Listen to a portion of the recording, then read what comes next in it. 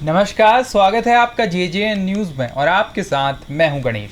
हाल ही में संपन्न हुए निकाय चुनाव में भाजपा से बगावत कर नगर पालिका अध्यक्ष पद पर निर्दलीय के तौर पर चुनाव लड़ने वाले नरेंद्र शर्मा पर आजीक्यूक ने जानलेवा हमला कर दिया। मामले में पीड़ित ने कोतवाली पुलिस को तहरीर देकर कार्रवाई की मांग की है। आपको बता दें, समाजसेवी नरेंद्र शर्मा मंगलवार सुबह अपनी कार से पत्नी को ग्राम टेड़ा में स्थित स्कूल छोड़कर वापस लौट रहे थे। उनका आरोप है, इसी बीच वन चौकी के नज़दीक बबलू सैनी नाम के युवक ने उनकी कार को जबरन साइड लगाने को कहा और उनके साथ मारपीट करते हुए अभद्र भाषा का इस्तेमाल किया। नरेंद्र शर्मा का आरोप है, उन्होंने मारपीट का कारण पूछा तो युवक कुछ भी बताने को तैयार नहीं हुआ। किसी तरह अपनी जान बचाकर वो कोतवाली पहुंचे। उन्होंने आरोप लगाया, निकाय चुनाव में उन्होंने भाजपा प्रत्याशी के खिलाफ चुनाव लड़ा था और चुनाव में भाजपा प्रत्याशी को हार मिली थी। तब से ही कुछ लोग उनसे रंजिश रखने लगे। आज की घटना के बाद उन्हें और उनके परिवार को जानमाल का खतरा पैदा हो गया है।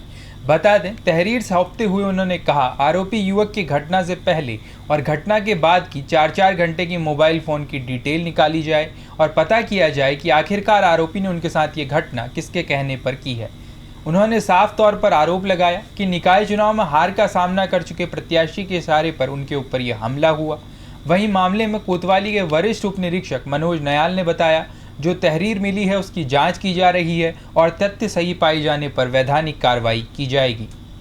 ये मैं रोज़ की तरह जो है अपनी मिसेज को जो है विद्यालय छोड़ने के लिए जाता हूँ और वहाँ से आता हूँ। रोज़ टेड़ा गांव में मेरी मिसेज जो है सर्विस करती है और रोज़ की तरह मैं आज भी जो है अपनी मिसेज को छोड़ करके जब आ रहा था तो जहाँ पर आजकल सागौन का पातन हो रहा है वहाँ पर जो है ये बैराज की जो वन विभाग की चौकी उससे लगभग 200-250 मीटर आगे, तो वहाँ पर ये बबलू सैनी जो है मोटरसाइकिल से आकर खड़ा हुआ था और इसने जो है अपनी मोटरसाइकिल खड़ी करी और बीच रोड पे आकर के मेरी गाड़ी को यूँ करके बोला किनारे कर दो।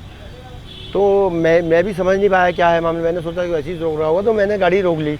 मैंने जैसी गाड़ी रोकी तो इसने, मेरा शीशा खुला हुआ था, इसने सीधे मेरे जो है आँख पर जो है घौंसा मार दिया और घौंसा जैसे इसने मेरे घौंसा मारा तो मेरा चश्मा भी जो है अंदर की तरफ जो है गाड़ी के अंदर ही गिर गया और बोला, तू जानता नहीं है मुझे, जो है मैं कौन हूँ और ये है वो है, मेरे धंधे पे तो हस्तक्षेप कर रहा है। मैंने कहा कौन सा धंधा है तेरा भैया, मेरे को तो ये भी पता नहीं तेरा कारोबार क्या है, हमें तो कुछ भी पता नहीं।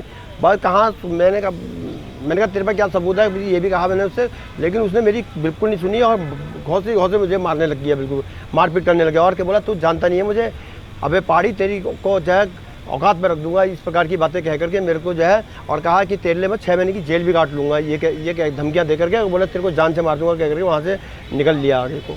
और मुझसे ये तक कह गया कि तेरे को तू आ तो मैं तेरे को अभी चौराहे पे भी पिटता हूँ करके, यही तक कह के करके वहाँ से जो है रामनगर को आ गया। मैं कहना चाहता हूँ पुलिस प्रशासन से, इस प्रकार से किसी को जंगल में, सुनसान जंगल में रोक करके कभी भी किसी के साथ कोई दुर्घटना होती है, ऐसे लोगों को तत्काल गिरफ्तार करना चाहिए ताकि भविष्य में किसी के साथ भी ऐसी हरकत नहीं। और मैं ये भी मांग करना चाहता हूँ कि 4 घंटे पहले और 4 घंटे बाद इसकी किस से बात हुई है और क्या इसने उनसे बात करी है, इससे भी इस चीज़ का खुलासा होगा। ये किसी ना किसी इरादतन मेरे साथ बहुत बड़ी दुर्घटना करने के लिए आया था, लेकिन मैंने कोई प्रतिक्रिया नहीं करी, इसलिए ये कुछ वो नहीं कर पाया मेरे साथ। पुलिस में आपने तहरीर दे दी, क्या कर रही है? मैंने पुलिस को तहरीर दी है। पुलिस ने मेरा जो है बिल तहरीर देने के बाद मेरा मेडिकल कराया है पुलिस ने, और मेडिकल कराने के बाद पुलिस ने अभी 2 घंटे का टाइम मांगा है और पुलिस कह रही है कि जो है हम कार्रवाई करेंगे। मैं कहना चाहता हूँ अगर मेरी इसके खिलाफ कार्रवाई नहीं हुई तो मैं थाने के आगे धरना दे करके बैठ जाऊँगा।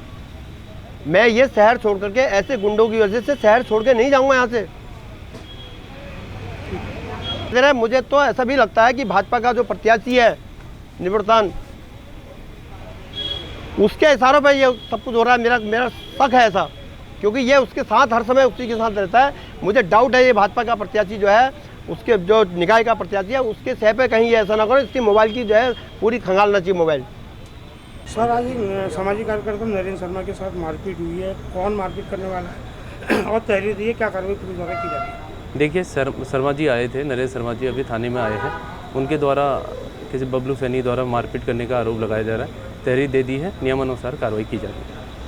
आपको बता दें कि हाल ही में हुए निकाय चुनाव में रामनगर नगर पालिका से अध्यक्ष पद पर निर्दलीय प्रत्याशी रहे जिन्होंने भाजपा से बगावत की थी, नरेंद्र शर्मा पर आज एक युवक द्वारा जानलेवा हमला किया गया, जिसको लेकर उन्होंने कोतवाली पुलिस को तहरीर सौंपकर आरोपी के खिलाफ कार्रवाई की मांग की। आपको बता दें, नरेंद्र शर्मा जो कि पहले भाजपा में थे और भाजपा से नगर निकाय में अध्यक्ष पद पर टिकट न मिलने के बाद उन्होंने पार्टी से बगावत करते हुए निर्दलीय चुनाव लड़ा था। तो आज उनका आरोप है कि आज सुबह वो अपनी पत्नी को तेड़ा स्कूल से छोड़कर वापस अपनी कार से रामनगर की ओर आ रहे थे। उनका कहना है कि इसी बीच रास्ते में बबलू सैनी नाम का एक व्यक्ति मिला और उसने उनकी गाड़ी रोककर जबरन उनके साथ हाथापाई कर गाली गलौज करनी शुरू कर दी और अभद्र भाषा का प्रयोग किया। हालांकि नरेंद्र शर्मा का यह भी कहना है कि वो उस युवक से बार बार कहता रहा कि भाई मेरे साथ क्यों मारपीट कर रहा है, लेकिन युवक द्वारा उनको धमकी दी गई, जिसके बाद वो किसी तरह जान बचाकर अपनी कोतवाली पहुंचे, जहां उन्होंने पुलिस को बबलू सैनी के खिलाफ तहरीर सौंपकर कार्रवाई की मांग की है।